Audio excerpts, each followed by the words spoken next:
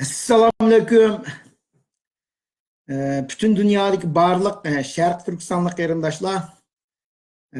Bugün şu avazsızlarning ovozi programı hoş geldinglar. Bugünkü programda şu o'tganki leksiyarimning davomini sizlar bilan hambahrilash olib turman. Ya'ni o'tganda men şu Xitoyning tarixida bo'lgan şu bir qancha sulolasi, ya'ni bizning Sharq Turkiston bilan munosabatli bo'lgan bir qancha suolni tanishtirib o'tdim. Eng oldi bilan şu Han sulolasi, ya'ni Han imperiyasi deymiz. Uni bir soatdek so'zladim. Uningdan keyin Tang sulolasi, u to'g'rida ozroq tanishtirdim bir soatdek. Endi şu nima Moğol imperiyasi, şu sulolasi to'g'rida to'xtaldim. Bugun endi ma 4-chi qismi. Ya'ni şu Manchu sulolasi yoki Manchu imperiyam deymiz. Endi Xitoy tarixida Qing sulolasi deb ataldi. Şu mazmunda to'xtalmoqchi bo'lyapman. Endi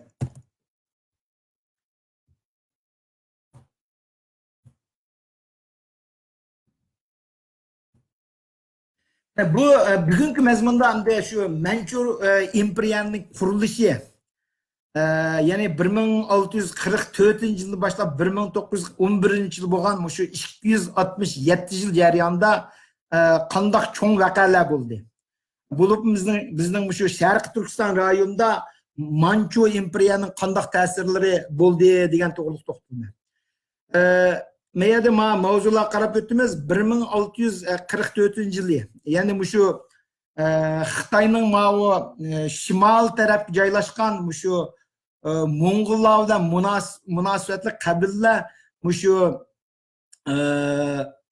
Xitoyning shimolida şu Manchuriya deb atilgan, hozirgi şu Xilongjiang degan o'lka taraflarda atilgan shu yerda bir şu qo'zg'olon ko'tarib, shu yerni egallab, endi Manchuriyani qurgandan keyin bular Beijingga hujum qilib, Beijingni shu 1644-yil egallab, shu yerda endi Qing sulolasini e'lon qilib, shu imperiyaning podshosi Kangshi degan podsho bo'ldi. Shuning bilan bu Qing sulolasi boshlandi. Andın 1676-yilga kelganda şu bizning Sharq Turkistonning şu hozirgi G'ulji taraflarda şu Jungariya degan yerlarda şu Mo'ng'ullar batdi. Bu Mo'ng'ul qabilalarni şu Galdan deb bir qahramon şu Jungariyani şu kontrol qiladi. Şunun Uningki şu vaqtidagi hamda g'arizlamdi, şu vaqtidagi uningki nimasida hamda o'yida şu butun şu Sharq Turkiston rayonlarini egilab, andiki Xitoyga hujum qilib, Xitoy tarafni egilayman degan mushtaq nimalar bo'lgandan keyin, andin bu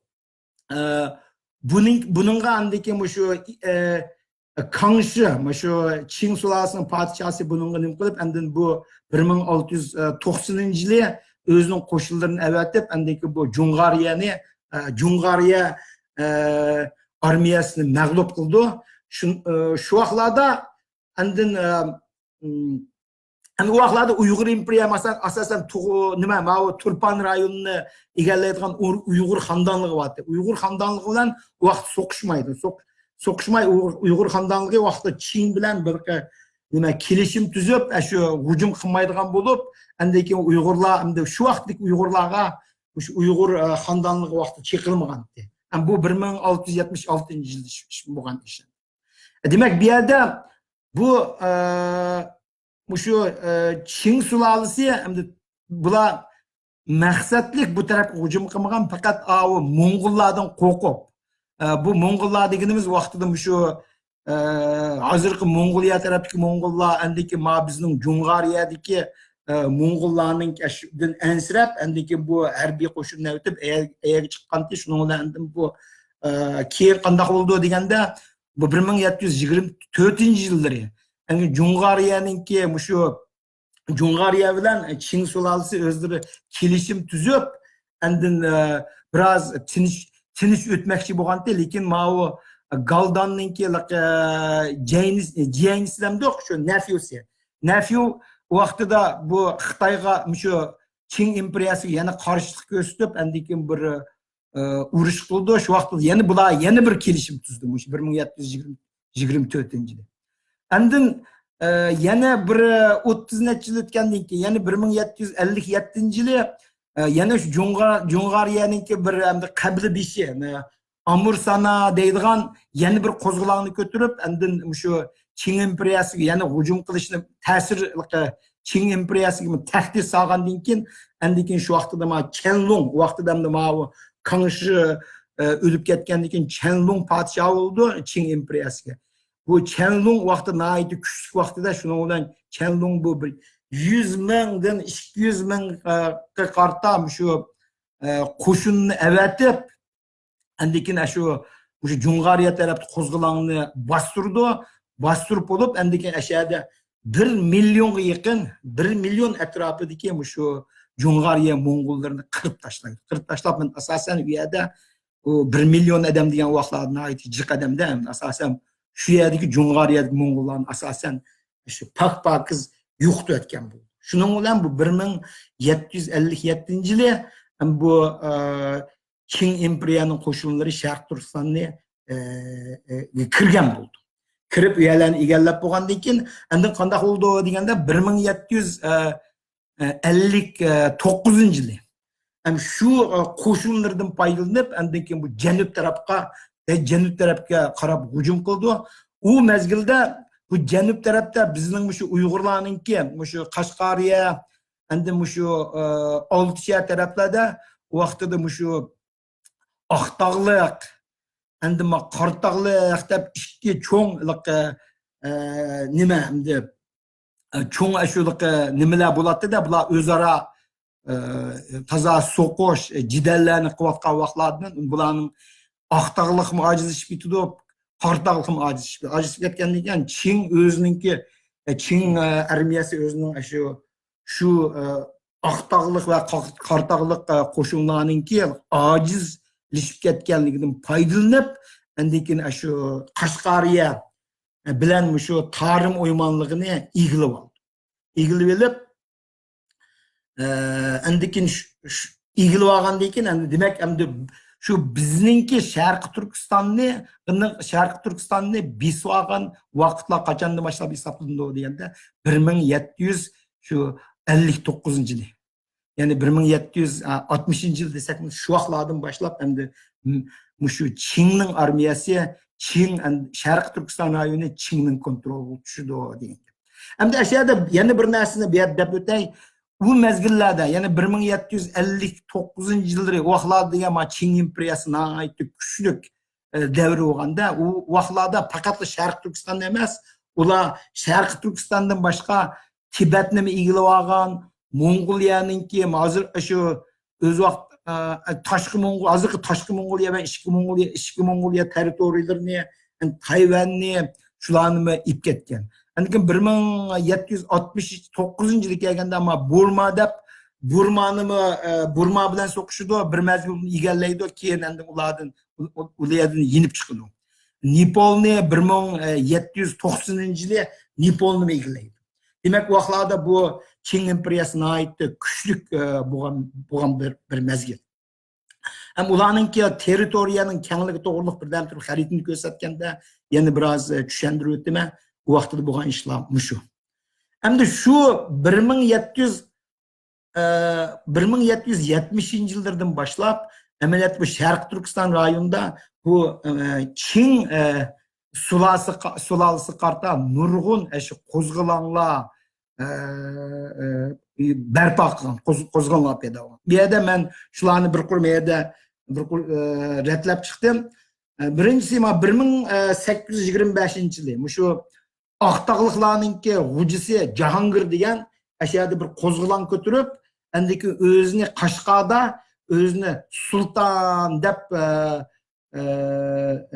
e'lon qilib, şu Qashqar rayonunu, ya Qashqar rayonu deganimiz vaqtida Qashqariya deganimiz shu vaqtida şu Xotan taraflar, andaki Aqsu shularning hammasi o'z ichiga oldi. Shu vaqtida o'shaning sultoni bo'lib, bir mezgil yani egilaydi. Bu Jahongir degan.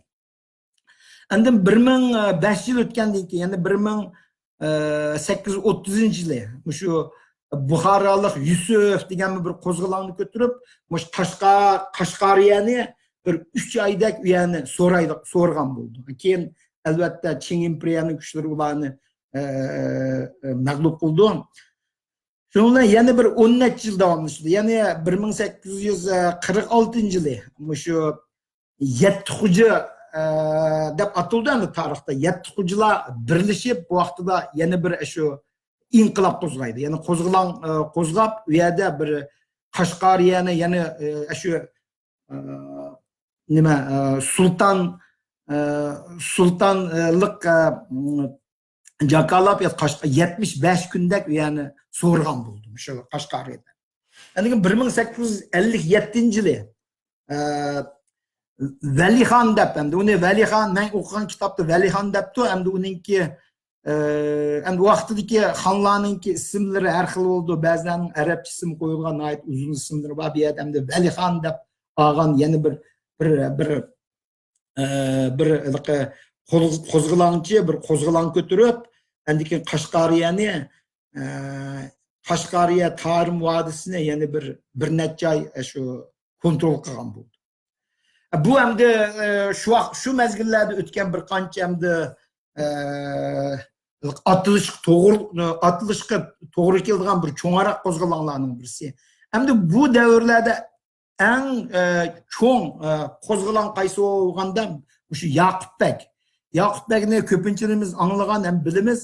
Yoqubbek Qashqar O'zbekiston taraflardan kelib, endi shu Qashqarga kelib, Qashqarda bir cho'ng qo'zg'olon ko'tarib, endi bu şu 1865-yildan boshlab 1877-yilgacha, yani 12 yil, 13 yildak şu yerda hukm surib,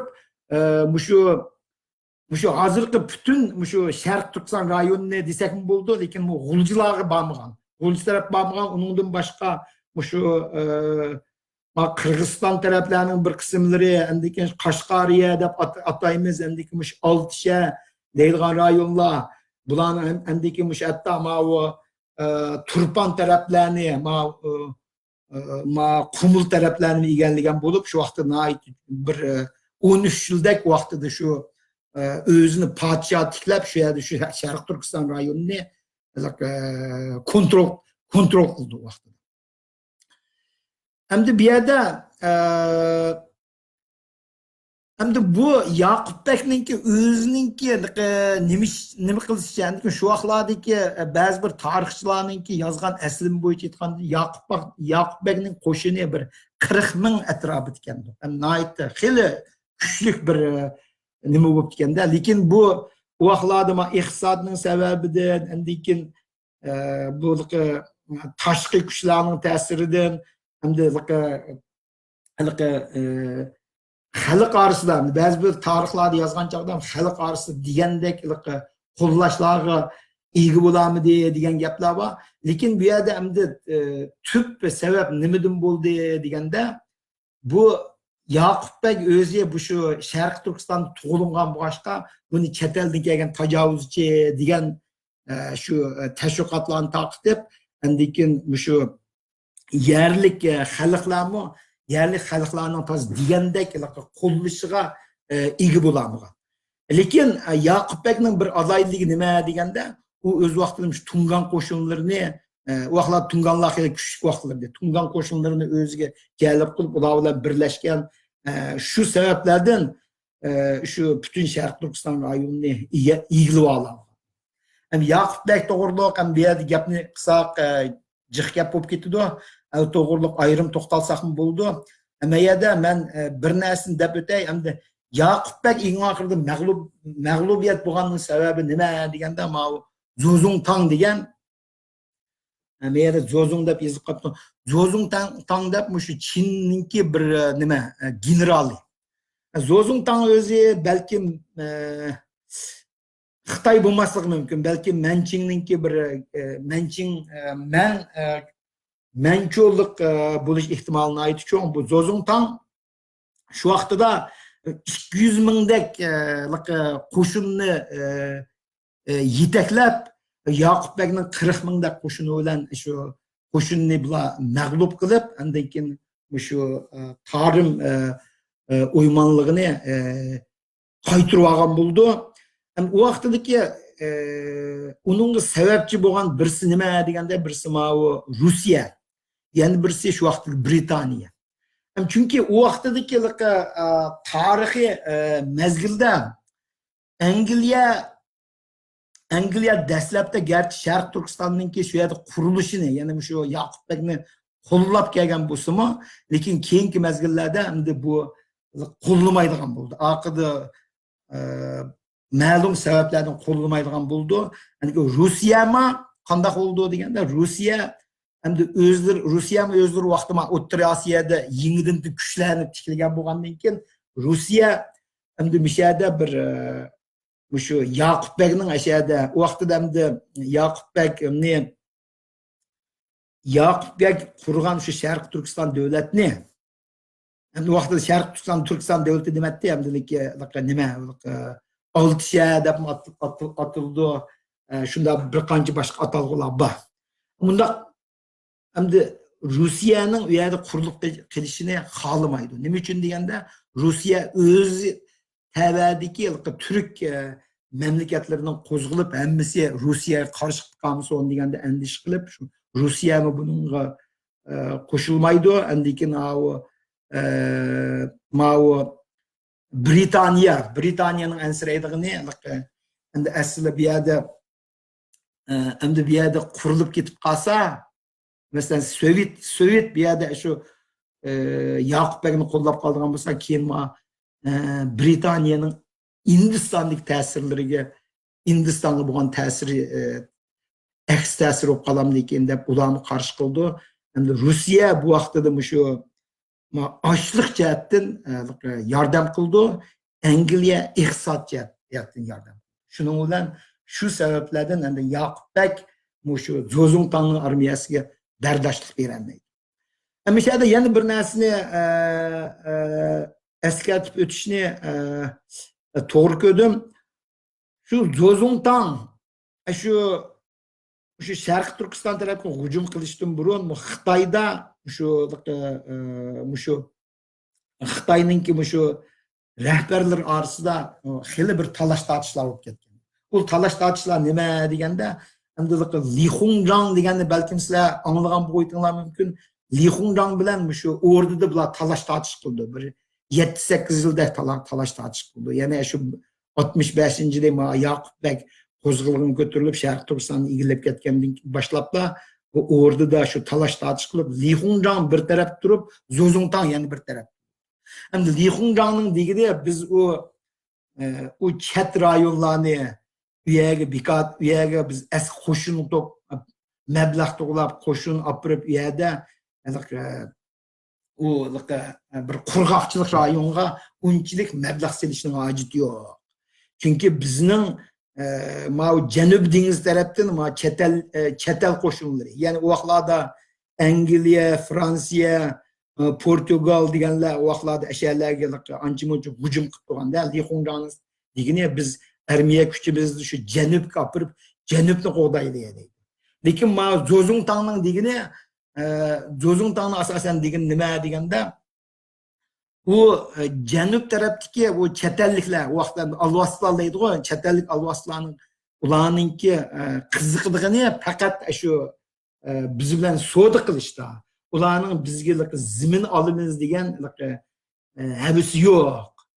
Lekin ma tarafdagi Sharq Turkistonning ziminni Sharq Turkistonga berib o'tadigan bo'lsak, ma tarafninki ta'siri bizga texmi cho'ngaroq yomon ta'sir oldu deb Zozongtang shuningda turib, endi keyin Zozongtang shu vaqt boshchiligida endi keyin shu Angliya bilan Rossiya bilan kelishim tuzib, endi abay degandek pulni Angliyadan al qildi, ochliqni Rossiyadan al qildi. Şunun bilen bu Zozongtang tutup çıkıp endiki mavu Şarkı Türkistan'ı ilgili vagan yer. Demek eğer şu vaqtida halka Li Hongzhang'ның ideyası tutup çıkan bolsa, vaqtı biz hazırgacha şu müstakil şüpheti müstakil bulup nima qilib kelgandik. Shuning uchun Xitoyning tarixida Zozongtangni nihoyat qahramon deb ko'tarib kelgan. Lekin Li Hongzhangni xoin degan nom bilan shu Xitoy tarix kitoblarini o'qigan bo'lsanglar bu ikkisi nihoyat nima. Hem de Şarkı Türkistan'ın ilgili olganligi qanday oldu deganda şu 1877 yılının ahırları Zozongtang şu Şarkı Türkistan rayonuna ilgili olgandan keyin endin yana bir 78 yıl o'tgandan keyin yani 1884-yili endi Şarkı Türkistan'ni bir yenidan ism qo'yib uni yeni territoriya deb şu yeni isimli koygan şu 1884 şu bu yer bu. Endi 1900 en ahirki nokta kelsem 1912 yılı Çin imperiyasi şu parçalanıp ketip endi parçalanıp deymiz endi yemiriliş başlap endiki özünü kontrol kılamagandan keyin şu vaqtda endiki bu Wolves deyim, Wolves deydi o. Wolves'lar deganlar şu her bir rayonni şu rayonning nimaları mutavarlardan da Wolves'lar başkurgan bulup şu nima qilib ketdi shu bilan 1912 yılı Çin imperiyasininki şu yo'qolgan yili deb hisoblanadi. Bu hamda nima hamda bu yerda Tüendemde meyede bir qancha xaritlarni sizlarga ko'rsatay. Ma birinchi ko'rsatmoqchi bo'lgan xarita shu men o'tgan dafada o'tdim ku. Shu nima Mongol imperiyasi 1368-yili yemirish boshladi. Yemirlab bo'lgandan keyin bu mau Janubiy Xitoy tavasida shu rayonlarni mana men xaritada ko'rsatgan rayonlarda bu Ming sulolasi qurildi. Ming sulolasi qurilib, şu bu Ming sulolasi 1368 yıl başlandı deydi. Bu şu nima Manching imperiyasi qurilguncha yani 1644 yilgacha davomlashdi. Bu jarayonda bu Xitoyninki Sharq Turkiston rayoniga yoki shu Türkistan rayoniga Mongoliya tarafı hiç qanday ta'sir ko'rsatmay ayrim mana mushu rayonlarda o'zining ta'siri bilan davom surgan bo'ldi. Ma xaritada ko'rsatishga sabab mana bu yerda Ming sulolasi 1368-yildan 1644-yilga davomlashgan u mezgilda xaritalarni ko'radigan bo'lsanglar mana hozirgi Xitoy Xalq Cumhuriyatininki nimasi bilan selishtirganda faqat Marksizm, ya'ni mau Sadiching Sipilninki janubiy endiki ma rayonlar mayli o'zi chiqaradi. Bu vaqtda Tayvanmi shuni qarab ekan shu Ming sulolasi. Shu rayonlar. Bu vaqtda poytaxti Beijingmi bo'lgan, keyin Nanjing yetib kelgan Ming sulolasi. Ming sulolasi Xitoy tarixida nihoyatda cho'ng o'rinni egallagan bir sulol. Endi ben bu xaritani ko'rsatgan sabab mana o'zinglar ko'rdinglar bizning Sharq Turkiston rayoniga, Mongoliyaga, bu taraflarga, Tibetga, Qinghai degan yerlarga hech qanday ta'siri yo'q bo'lgan. Bu mana meyada yillar ko'rsizlar, shu ta Mongol imperiyasi yemirilgandan tortib 1644-yilgacha shu 300 yilga yaqin davrda u hech qanday ta'sir ko'rsatmagan Sharq Turkiston. Endi mavi xarita to'xtalaydi. Bu xaritada abay deb o'tgan vaqalarninki jilnomlari mishaga yozilgan. O'zinglar ko'rdinglar, aslidagi Manchuriya degan mana rayon. Bu Manchuriya rayonlar aslida man xalqlari. Bu man xalqlari amaliyotda Mongollar bilan yaqin keladigan bir ashulaqa Charochi millatlar. Bu rayonni shu dastlabda Teslaç Manchuriya rayonu keldi. Keyin bular kengaytib, andiki ma rayonlarni egaldi. Bu aslidiki şu nima Manchuriyaning territoriya ma'lum. Veya amdaki ishki Mongoliya şu yerlarning rayoni olgan, lekin yanılar şu Sadichinninki şimal taraf. Keyin andin bular özünün territoriyani mayak kengaytdi. Mana meya kelip ma Beijingni egallaydi deymiz, yani 1644-yılı. Şoňla bular kengaytip asta-asta ama Ming sulalysini ýokdup, bütün Ming sulalysynyňki rayonlaryny öz rayonlaryny alydy. Hamda Koreýaga, andiki ma Taywanlaryny wagtynça egallaydy. Şoň üçin bu rayonlar şu wagtda Manchingning asyldyk territoriya. Asyldyk territoriya mana meýer dep ötdik.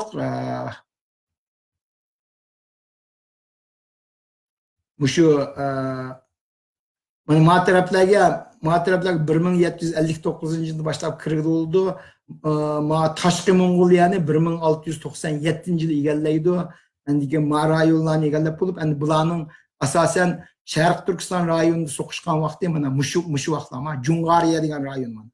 Jungariya degan rayonda 1758-yılda başlap 1759-yılda şu devirlerde bu Jungariya bilen Abay dep ötkendek soquşup ünüm boldu. Bu mao köksizlik muşu Çin armiyasınınki koşullarının mangan yolları bu. Mayaqtın mağdı andiki ma Beijing ma işki China tarapdan ma yine manda hujum qildi. Şunak şu vaqtlarda bu yani orta 200 mingdek qo'shin degan mushlar bo'ldi. Bir şeyga keldi. Kirib olgan. Endin u vaqtlarda mana men ko'rdinglarmi, ma East Turkiston degan, hamda o'z vaqtida Sinkiang deb ataydi. East Turkiston degan rayon bir yerda ma xaritada iniq East Turkiston deb yozilgan. Buni men yozgan emas. Bu xarita o'zida bor. Hemen ma Qashqariya degan rayonlar mana Qashqar rayon, bir yerda Qashqariya degan rayonlar. Qashqariya degan rayonlarda mana 1825-yil 1833-yilgacha bir qancha cho'ng qo'zg'olonlar bo'lgan deb yozdi. Meyada andikin 1760-yildan balanchi nima Abayqa bu deganlikqa nima Yaqub Begning qo'zg'oloni ko'targan chaqda bir şeyler bo'lgan. Yaqub Begning qo'shinlari bir şeylerini egallab, andikin Tarım uymanlığını egallaydi. Andikin keyin berib ma Turpan Qumul rayonga kengaytib, lekin ma G'ulji taraf kirmaydi. Bir şey to'xtab qoldi. Ürümçini bir mezgil egillagan. Ürümçini egallagan. Şu ürümçini egillagandan keyin andikin ma Xitoyninki Manchingning order andikin turamay qilib, qaytadan keyin askar avtidigan vaqtlar shu. Bu mana meyada yiziq turibdi. 1758-yil 1760-yilgacha bir hujum qilib, yani keyin ma tarafdan kelib bu taraflarni egallaydi. Shuning bilan endi bizning territoriyamizga kirgan vaqtlar degan shu bo'ldi. Endi u vaqtlarda men bir narsani deb o'tay. Gerçi Şarq Turkiston rayoni, Mongoliya bu shu rayonlar Çinning territoriyaga kirgan bo'lsa, lekin ma'u Çinning faqat u yerda armiyalari u yerda ta'sir ko'rsatdi. Ya'ni yerlik boshqarishlar, yana shu yerlik xonlarga berilgan vaqtlar. Armiya Çinga tabe oldu, lekin Xitoy fuqarolarini bu rayonlarga o'rinlashtirmagan. Xitoy rayon hatta o'rinlashtirmagan emas, hatta Xitoylarning bu rayonga kirishini mi cheklab etgan hukumat tarafından. Çin ordusini olan cheklab etgan. Chunki bu yoq kirgandan keyin bu yerliklarning o'zininki avtonomiyasi buzildi. Ularni ranjitib qo'ymaymiz degan qarorlarni qilib, bu taraflarga ma'uliq nima endi Süsun rang rayonlarga Xitoy fuqarolarini vaqt kirgizmadi. Bu bir. Endi keyin bu rayonlar, mesela şu Şarkı Türkistan rayonu, Tibet rayonu, andaki şu Taşkı Mongoliya, bu rayonlar şu vaklarda ameliyatda otonomiye, otonomiye nimesi sistemisti. Çünkü yerliklerinin mesela rayonlar buldu. Mesela Hoten deyimiz, Kaşgar deyimiz, Turpan, Kumul, bularda hem mesela yerliklerde bazı yerlerde han oldu mesela Turpan rayonlarında. Hem de ma Kaşgar o taraflarda Beg deyimiz, Bay deyimiz işte unvanlarını verip asasen şu yerlik milletler özgü hucayin bulup otonomiyelikni şu vaklarda kögen. Şu vaklarını otonomiye disi bulduğum vakit devrinde. O. Ondan keyin abay dep ötkendek ma Gulji rayondaki Mongollarni pakız qirib etkendan keyin qandaq oldu degende bu Çin ordusidan bu rayonlarga yana qaytadan ma taraflar keçip ketgan. Mushu Mao Mongoliyaning sirtiga andiki ma g'arb Sharq Turkistonning g'arb keçip ketgan Mongollarni Mongol qavmlarni yani qaytib kelinglar deb shu vaqtda 70 mingdek shu Mongollarni yani taklif qilib qaytadan shu G'ulji rayoniga akildi. Şu mezgillerde endi yana qandaq qildi deganda ma ishkir tarafdagi Manchu qabillarini masalan keyingi Dağur deymiz, lekin ma nima ma Çapçaldaki Şivalayo şularmı şu mezgillerde eşaqdan kelgan millatlar eşaq o'rnashib qoldi. Bularmı Xitoy emas, bularmı faqatla şu shimolda yashaydigan bir o'xshamagan qabillar. Shundaq siyosatlar yurgizgan vaqtlar. Qani endi uni deb bitdik. Endi bugun ahvol qaraganda sal qisqaroq bo'lgandek turdi, lekin bu yerda uzun gapning uzunini qilmaymish, qisqa tonishtirib o'tay deb o'tdim. Meyada shu yana shu Çin imperiya, ya'ni Manchu imperiyaninki shu xaritasini ko'rsatib o'tay. Endi meyada buni deb ko'rdinglar, mana Mao Sharq Turkiston rayoni. Hamisha buni ko'rsatish sabab meyada ko'rdinglar, meyada Tianshan'ninki Tianshan'ning shimolidaydi, Tianshan'ning janubidaydi. Bu vaqtlarda Tianshan deganimiz Tangritog. Tangritog'ning shimoli, Tangritog'ning janubida deb shu Xitoylarning xaritida buni ikkiga bo'lgan Sharq Turkiston. Hamda bu bo'lish ta shu 1840-yilda yangi territoriya qurishdan burun bo'lgan vaqtlar. Shuni mishada xaritni shuni bayqasanglar oldu. Andikin mana meyada ba Çin'ninki territoriyada Burma deganni o'z ichiga olgan Vyetnam ba meyada. Andikin meyalarda mana Nepal igaganilgan yerlar hammasi meyada mana aniq ko'rsatib. Endi meyada men sizlarga yana bir narsa ko'rsatib qo'yay deganda meyada o'zinglar bayqanglar Mao yeziq Manchuning yeziqi. Bu Manchuning yeziqi shu Mongollarning yeziqiga o'xshab ketadigan bir yeziq. Bu yeziq shu Çin imperiyasiningki dastlabki 100 yil ichida bekarak ishlangan. Keyin andikin bu Çin imperiyasi Xitoylar bilan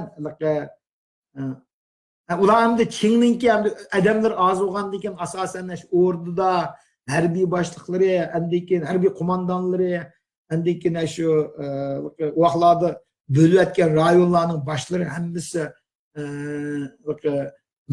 Manchular bo'ldi. Keyin 100 yil keyin andikin bu Xitoylarning o'zininki shu amalda qildigan bo'ldi. Shuning bilan Xitoylarningki madaniyatimiz sinib ketdi. Shuning bilan Mao yeziqlar hamda Xitoycha bilan nima Xitoycha bilan Manchu yeziqi birlikda yozilgan bir mezgil bo'lgan. Xuddi bizda Uyg'urcha bilan Xitoychani bir mezgil birga ishlatib keyin asta yo'qotdi-ku. Shunga o'xshash Xitoylar shu vaqtlarda shu siyosatlar yurgizgan. Dastlabda voy sizlar yiziqni ikki xil qilib, keyin asosda bir yiziqni yo'qotib, keyin hatto mesela Manching imperiyanın oxirgi davrida Manchini hech kim o'rganmaydigan, hech kim o'qimaydigan nima bo'lib ketgan. Yani xudo hozir Sharq Turkistonda bo'lgan narsa shu. Dastlab bizning Uyg'urcha yiziqni ishlatdi, keyin asta-asta Uyg'urchani ishlatkizmaydigan bo'ldi. Hamda hozir maktablarda official dokumentlarda az-paz Uyg'urcha ko'ringan bilan asosan Uyg'urcha ishlanmaydigan nima ekan. Shu vaqtdagi tarixlar hozir qaytadan shu takrorlanyapti deb qarasak ham bo'ladi. Nimaga ba'zi narsalar unutilib qolsin deganda. Mana Koreya mı şunun içindeki şu tabi. Demek hem de Xitay mı şu Çin imperiyası mı hem teritoriyasına ait iken bir çoğun devlet olanı. Bu vaxtlarda şu mezgillerde dünyada çoğun devletlerin biri edip hesaplanıyor. Bunların teritoriyası mana görünüyor Mao Baykal Gölü. Baykal Gölü'ne ma şimal taraftan Baykal Gölü'ne yakın kildi. Mao g'arb tarafda Balqash ko'llarini o'z ichiga olgan. Hozir Qozog'istondagi Balqash ko'llari mishalarni o'z chiqqan shundoq cho'ng territoriya. Mao janub kelgan chog'da Nepal, hatto Hindistonga ta'sir ko'rsatadigan bir kuchga aylandi. Shunda bo'lgandan keyin bir narsani deb o'taymaydi. Bir narsasini. Abay men deb o'tgandek mana. Elki Yakup Bey'le Kozgulan Kötegen çağlamış Şarkı Türkistan'ı ilgili olgandan keyin mezgilde ma tarafla Çar Padişah'ınki ta'sir etdi. Çar Padişah bir yerlerine şunaqta Great Game degan vaqtlarda Çar Padişah şu Qirg'iz, Qozoq, şu O'zbek, Tojik deganlarni o'zlariga ta'sir ko'rsatganlar. Bu yerda yana bir moyoqda yana bir davlat qurilib qolsa, Mao meyedeki şu bizning shu irqidoshlarimiz mi Qirg'iz, Qozoq bularni mustaqil bo'lamdiki Çar Padişah shuningdan ansiraydi. Endi Angliyaninki nima uchun Angliya buning qiziqqanda Angliyaning vaqtida shu Mao Hindiston tarafda Angliyaning ta'sirini aytib kuchdi. Bularning maqsadi dastlabda shu bizni qo'llab, Yaqubni qo'llab, misali mustaqil davlat qilib, endi o'zining ta'sirini shu janubdan, Hindistondan shu Sharq Turkiston rayonlariga gösteren mandak bir siyasi nimesi battı. Şunun için şu vaxtıda Angliyanın Qashqarda Angliyanın konsulxonaları battı. Angliyanın şu bazı amaldorlari ashyalarga berib kelib yuradi. Hatta o'tganda bir maqolani o'qib qoldim. Shu vaqtida vaqt ishlarni shu vaqtida chiqib Angliyaninki shu merchant deydi sodyalari Andaki şu nime bazı bir amaldorlarmış Qashqarlar kelib ketib ular bilan şu munosabatlarni yurgizgan vaqtlar bor. Keyin andaki bizning shuna bir talaylik millatganmiz qandoqlarcha Angliya mı yüzünü yordu, Rusya mı yüzünü yordu. Rusya ma rayonlardan Muşu rayonlardan yani Mao şimal taraftan açlıklarını mandağa gelip Mao nime Zozontan'ın armiyasiga şu açlık setip verdi. Endi Mao Manching ordusu da Angliya bilan sulh tuzishib, endi Angliyadan şu vaqtida bir qancha pul dedi bir 6 milyon pound dek Angliyaning pound 6 milyon pulni şu vaqtida qarz verib, şu harbiy qo'shinlarning ta'minotini şu Angliya tayyorladi. Shuning uchun bizning ba'zi bir Uyg'ur tarixchilarimiz hamda Angliyani tillaydi, Rusiyani tillaydi. Uning sababi shu. Hamda o tarixda bo'lgan ishlar. Angliya o vaqtda bizga yaxshilik qilmadi, o'zini o'rib oldi. Rusiya mo bizga yaxshilik qilmadi. Şu Yakup Bey'ninki mağlup bo'lishga shu ikki davlat cho'ng sababchi. Buni deb o'tay dedim. Meyada 3 parcha rasmni izlab topdim. Bu Google topsanglar bo'ldi. Mao hamda Yakup Bey o'zini podshoh qilgan vaqtdagi rasm, bu rasmni balkim Jiqlaringlar ko'rdinglar, bu Yaqub Bek endi. Mana bu Yaqub Bek, Yaqub Bekninki bu sızgan resmiki. İkisining bir yerlari o'xshab qoldi, shuning qaraganda ma yaxshi rassom sizgan. Buni qalamli sizgan rasmga mana Podshoh Yaqub Bek deb inglizcha. Ma sizgan adamning ismi turdi, uni uqmadim. Bu qo'li bilan sizgan, qarindoshni sizgan rasmga bu Yaqub Bek. Buni men burun bayqamabdan bugun Google'dan izlab topdim, buni ko'rsam. Mavamda Xitoyning general Zozongtang. Bu Zozongtang endi Xitoy tarixida buni nihoyatda cho'ng qahramon deb bildi. Bu shu Sharq Turkiston rayonini qaytadan shu qaytirib olgan deb nihoyatda cho'ng. Yana birsa Li Hongzhang degan endi bir hisobda agar Li Hongzhang shu vaqtda tutib chiqqan bo'lsa, biz uchun Li Hongzhang qahramon bo'ladi. Endi hozirgi Xitoy tarixida Li Hongzhangni cho'ng xoin deydi. Vatan sotqun cho'ng xoin deydi. Amaliyot Li Hongzhangmi vatan sotqun emasga. Li Hongzhangning faqat vaqtida degani chet ellik tajovuzchilarning kirishining oldini olish uchun biz Janub dengiz rayonini qo'g'daylik degan. Endi hozir mening bilishimcha, hozirgi Xitoyning hukumatida shundaq maslahatlarni berayotganlar bor. Zozongtangga o'xshab ketadigan, Li Hongzhang o'xshab ketadiganlar bor. Ba'zilar Janub dengizi hozir cho'ng ishlar bo'lyapti emasmi? Janub dengizini diqqat qilaylik deydi, ba'zilar yana shu g'arb tarafini diqqat qilaylik deb işte maslahatlarni berayotgan Xitoyning amaldorlari hozirmi mavjud. Ma rasm endi bu bir sizgan rasmdek turdi. Bu rasmni yaqinda topdim. Ma o'tirdiki bu shu Yaqub Bek. Endi buni sizgan chaqda chet ellik sizgan bo'lg'achqa buni endi chiroy shaklini sallab shu g'arbliklarga, oqtanliklarga o'xshatib sizibdi. Lekin bir yerlarda yana Uyg'urligi chiqib turdi buni. Endi ma tarafdagilar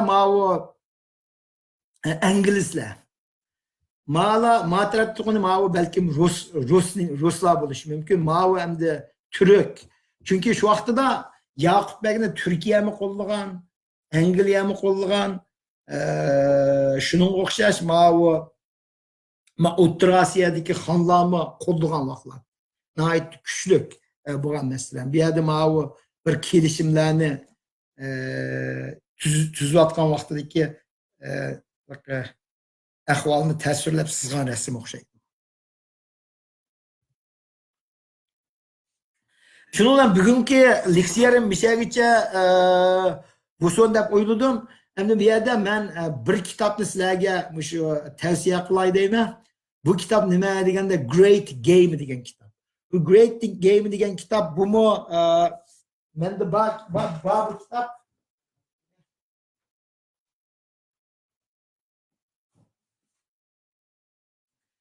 Mana men qo'limda tutib turman, bu Great Game degan kitob shu O'rta Osiyoninki shu mazgillardagi, ya'ni shu Yaqub Bek mazgilida 1700 nechinchi yildan boshlab 1900 nechinchi yil bo'lgan shu vaqtdagi voqealarni nihoyatda inchga ta'sirlab yozgan kitob. Buni Peter Hopkins degan tarixchi yozgan kitob. Birinchi nashri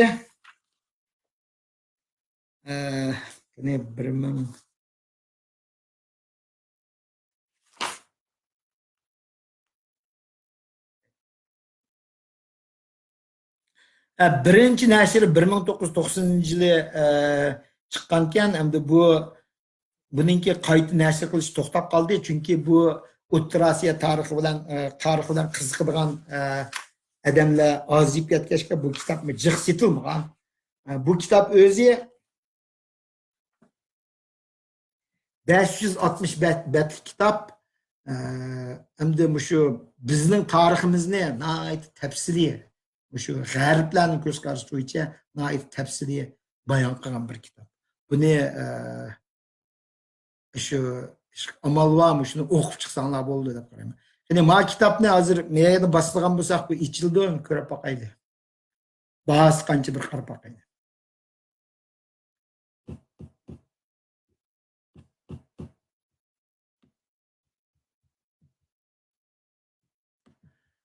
Mana ma kitap baka, ne bahas. Man ko'rding ama bahası bekle ezenki. 565 betlik kitapni man 17 dollar situagını oldu. Bu mu bir setilish tegishlik naiti bir yaxshi kitap bulup mu Uyg'urlarga nisbatan aytgancha naiti yaxshi kitap bir eng yaxshi setilib shu bir boshdan o'qisanglar deb tavsiya qildim. Bundaq azan ağını bo'lmaydi bundaq kitap. Çünkü bu kitaplarmı hem de bizning Uyg'urlarning meselesinin bağın sırı xalqaralashganligiga qarab bu kitapmı belki bağın sırı qimmatlidir. Şunun için bu kitap tavsiye qilay deb o'yladim. Buningdan boshqa yana nurg'un kitaplar var. Nurg'un kitaplar var. Uni Google'lardan izlasanglar chiqadi. Shuning bilan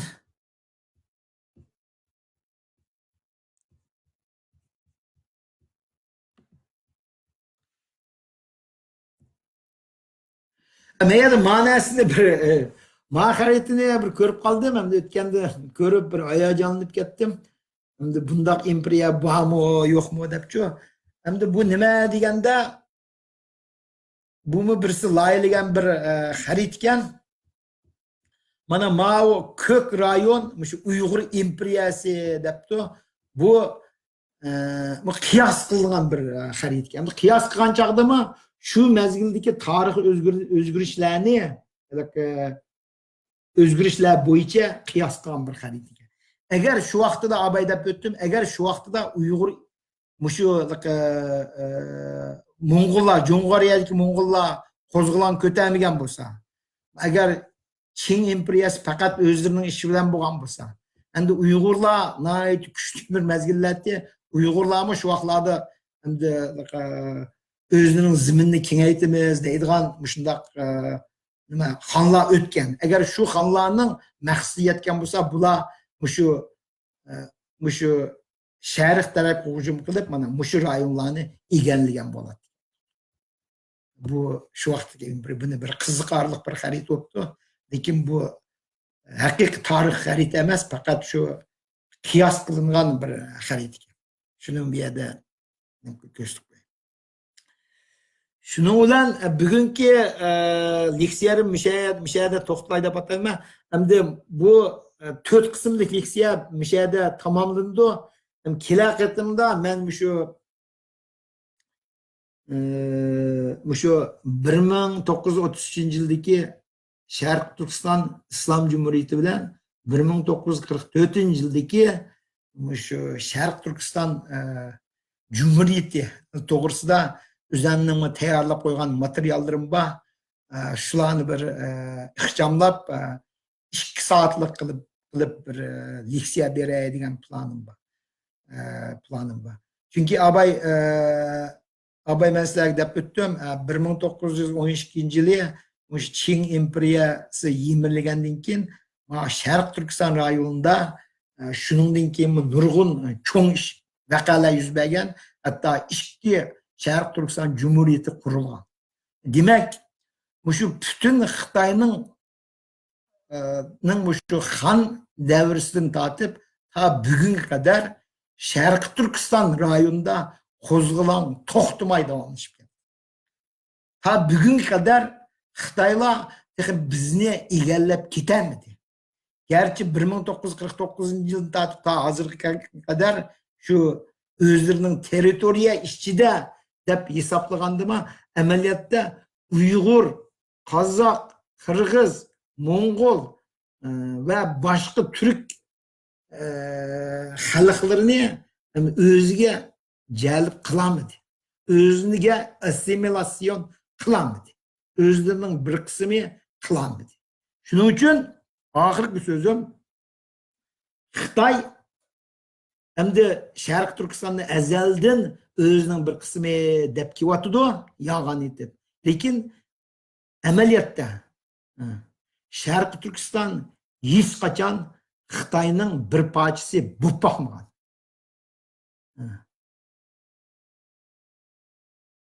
Faqat bir tajovuz qilib bir mezgil egallab olgan. Shularning hammasini son sifir jihatdan hisoblab kelganda Xitoyning shu 2100 yillik tarixida Sharqiy Turkiston rayonini faqat shu 200 yildan ozroq bir mezgil shu yerga ta'sir ko'rsatgan, lekin egallab ketadi.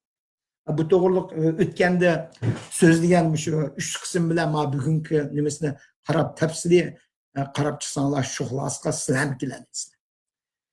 Xo'sh, rahmat. Shundan bu yerda to'xtamaydi.